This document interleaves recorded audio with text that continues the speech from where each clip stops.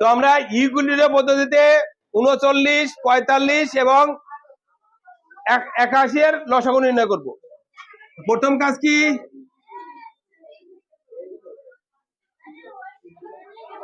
আচ্ছা এই সংখ্যাগুলো প্রথমে কত দ্বারা বিভাজ্য চিন্তা করো তো। আমাকে ফার্স্টে চিন্তা করতে হবে যে এটা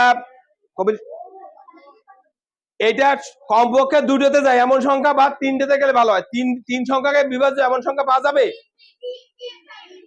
এটা বিভাজ্য, এটা বিভাজ্য, সবগুলো বিভাজ্য।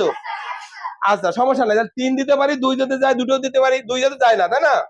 আর 3 দিব, 3 একে 3, 3 তিরিকে 9, 3 15 45, তারপরে 3 দুখানি 6, 3 3 7 21।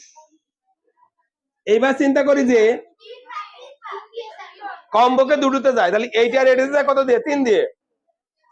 13 কে নামাই দিব, তাই না? যেটা বিভাজ্য হবে না সেটা নিচে নামায় রাখবো। 3 5 15, 3 9 27।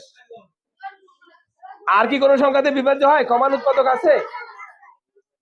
কমান উৎপাদক না থাকলে ওই পর্যন্ত রেখে দিব। এইবার এই সংখ্যাগুলো পর্যায়ক্রমে গুণ করলে কিন্তু লসাগু পাওয়া যাবে।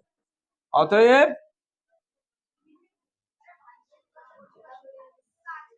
3 গুণ 3 গুণ 13 গুণ 5 গুণ 9, এই গুণটা একটা বড় গুণ না?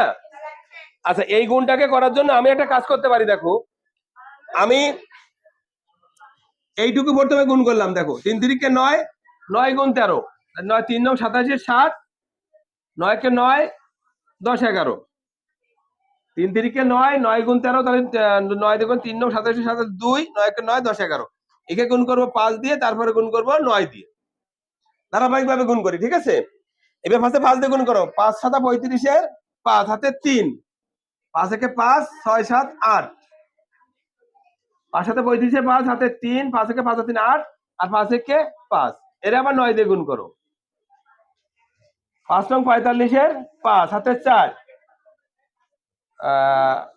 8 নং 72, 73 74 75 76 এর 6 হাতে 7, 5 নং 45 46 47 48 49 50 51 52, 5265। অতএব নির্ণয় লসাগু 5265, এটাই অ্যান্সার। ঠিক আছে, তাহলে কিভাবে করলাম বুঝছো? ইউক্লিডীয় পদ্ধতিতে, তাই তো? ইউক্লিডীয় পদ্ধতিতে লসাগু নির্ণয়। এখন আমরা এই সহজ পদ্ধতি ব্যবহার করে লসাগু নির্ণয় করতে পারো। কিন্তু একটা জিনিস মনে রাখতে হবে, বলো তো কি মনে রাখতে হবে? এই যে সংখ্যাটা, এই সংখ্যাটা অবশ্যই মৌলিক সংখ্যা হতে হবে। এই সংখ্যাটা অবশ্যই মৌলিক সংখ্যা, অর্থাৎ যে সংখ্যা দিয়ে ভাগ করবা ওই সংখ্যাটা সবসময় মৌলিক সংখ্যা হতে হবে।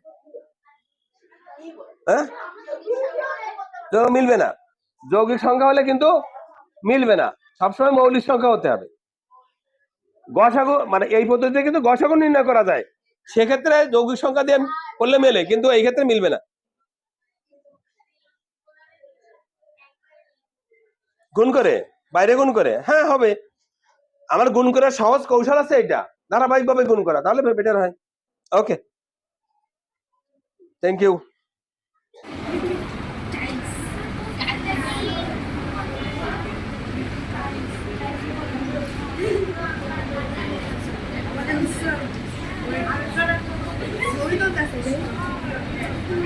তাহলে